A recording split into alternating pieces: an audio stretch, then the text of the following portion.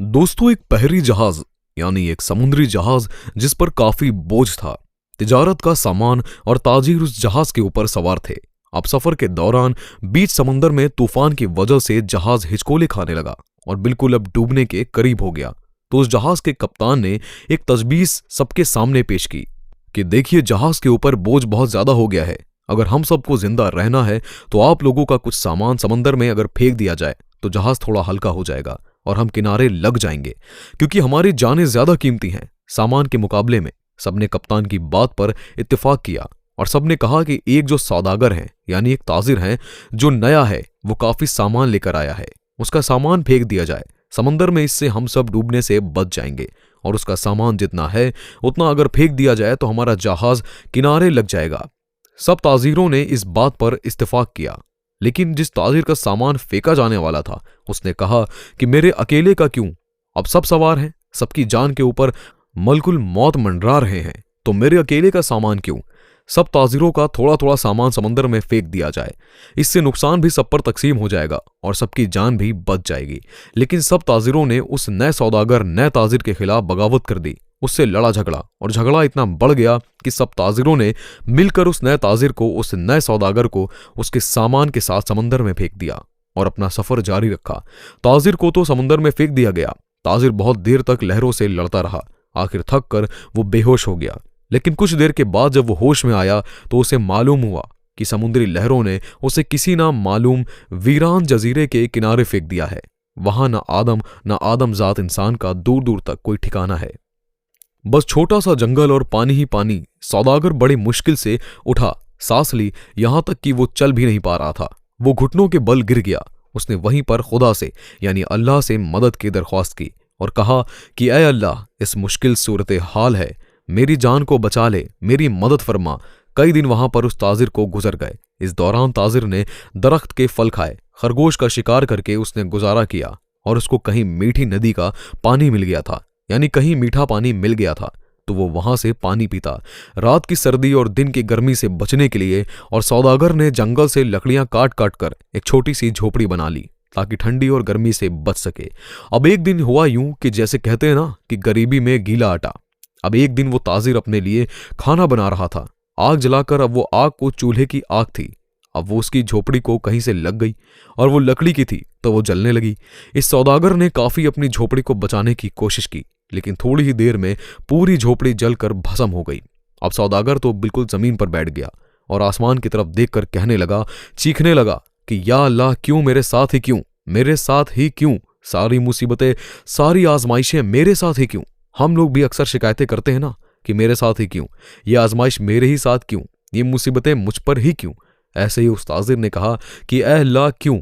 एक तो मुझे गलत तरीके से समंदर में फेंक दिया गया, अब छोटी सी झोपड़ी मैंने बनाया था, या अल्लाह तूने उसको भी जलाकर राख कर दिया और मेरे पास या अल्लाह अब कुछ भी नहीं बचा। मैं इस जगह पर अजनबी हूं, तन्हा हूं। या अल्लाह, या खुदा, बंदी आफतें मुझ पर ही क्यों आती हैं? ऐसी बहुत सारी शिकायतें उस सौदागर ने अल्लाह से किया और गम के मारे वो भूखा ही सो गया। लेकिन सुबह एक हैरत अंगेज वाकया उसका इंतजार कर रहा था। जब वो सुबह उठा तो उसने उसके जजीरे के करीब एक जहाज देखा और कुछ लोगों को देखा जो उसे लेने आए थे, उसकी मदद करने आए थे। वो बड़ा हैरान हुआ, लेकिन उससे कहीं ज्यादा वो खुश हुआ, क्योंकि उसके लिए तो जिंदगी आ गई थी, उसकी जान बच गई थी। वो जल्दी से उस जहाज पर सवार हुआ।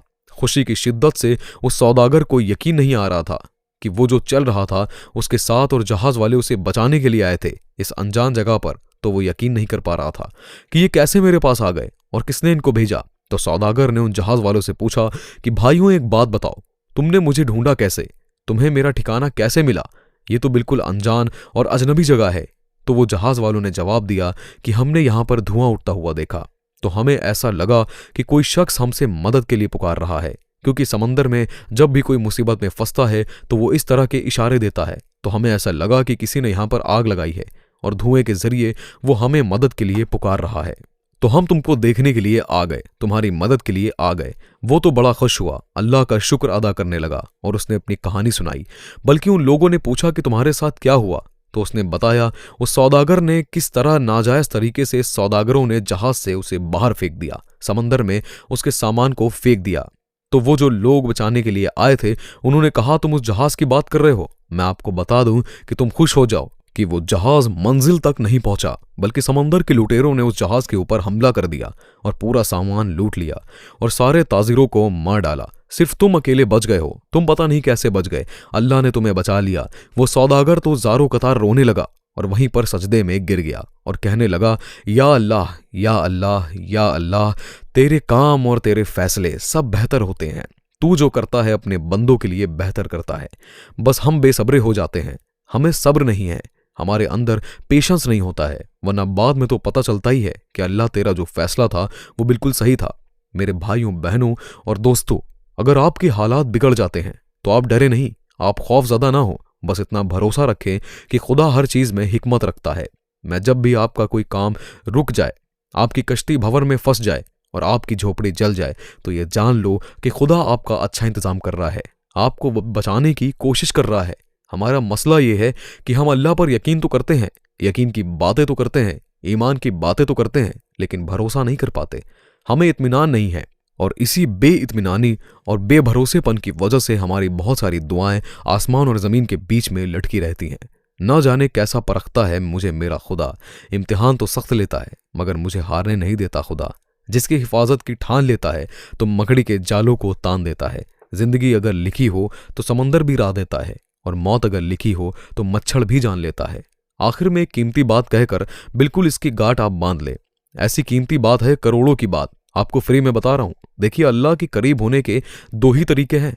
एक तो आप सजदा करें, इबादत करें, इल्म हासिल करें, खिदमत करें, अल्लाह के लिए सफ़र करें। और दूसरा तरीका यह है कि अल्लाह के हर फैसले पर आप बस आमीन कहें, या अल्लाह तेरा हर फैसला मुझे कबूल है। यह आसान नहीं, बल्कि सबसे आसान तरीका है अल्लाह के करीब होने का। मुझे उम्मीद है कि आज के किस्से से हमारा ईमान ज़रूर ताज़ा हुआ होगा और बहुत कुछ सीखने को मिला भी होगा। अगर आपको आज की वीडियो से सीखने को मिला हो, इसे आगे ज़रूर शेयर करें। तब तक मेरे लिए, पूरी उम्मत के लिए, पूरी इंसानियत, पूरी मानवता के लिए और हमारे प्यारे मुल्क भारत के लिए, यहाँ की अमन शांति के लिए और तरक्की उन्नति के लिए खूब दुआएं करते रहें। अल्लाह हाफिज़।